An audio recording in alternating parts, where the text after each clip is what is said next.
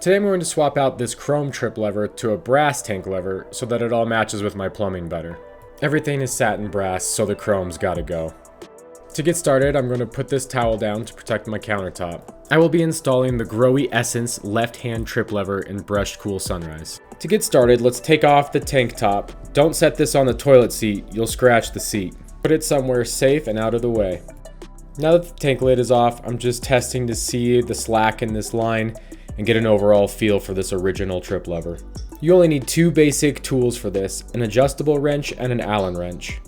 So at the end of this rod here on the trip lever is this little clip, and we gotta get that clip to get through the eye of that rod. So we're just gonna push on this slanted section as we push it through, and it pops right out.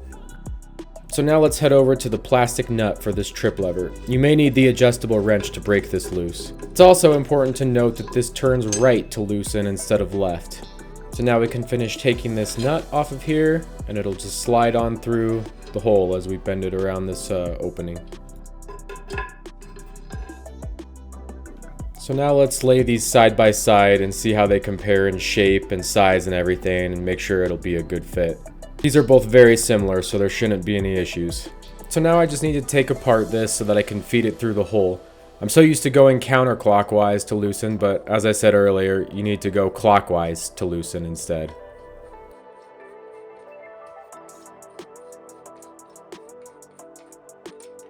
So we're going to slide this plastic nut off, and then we're also going to remove the brass washer and that rubber gasket as well. I attempted to install this exactly as it came out of the box, but as you can see here, it was backwards and wasn't going to work correctly, so I had to swap the handle orientation.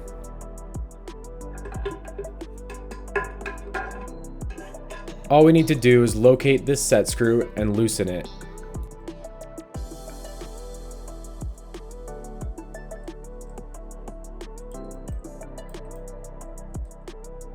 You're going to want to be extra careful that you don't let this set screw drop to the floor and lose it.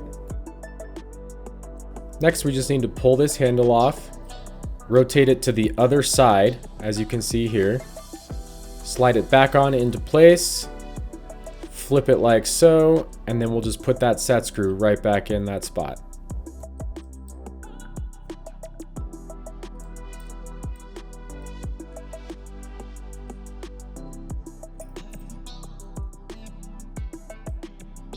You want to make sure this is snug, but also don't over tighten it either. Okay, it feels nice and secure. Everything looks good. I'm going to just hold it up here next to the original DXV so I can make sure the shapes all match. And they do. Almost an exact same replica. So let's take this back to the tank. The rest of this should go really quickly, as that handle rotation is typically the hardest part. So let's just test this here. It actuates easily without hitting on anything.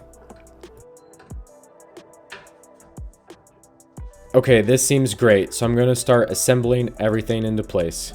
This rubber washer is the first piece to go on.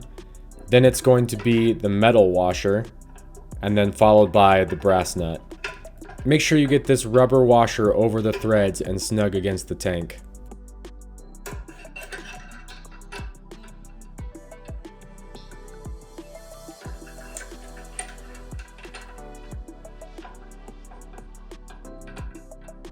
And like I said earlier, don't forget that counterclockwise is to tighten. I personally only recommend doing finger tight, but you can use an adjustable wrench. Just don't tighten it so much that you crack the tank. So now I've just got to dive in here and find the chain. Once I've found the chain, you just have to move and find the end of it where that clip is located. Then find the hole in the end of the rod, and this just slides right into place there and clips. So let's do a test flush and make sure nothing binds or gets stuck.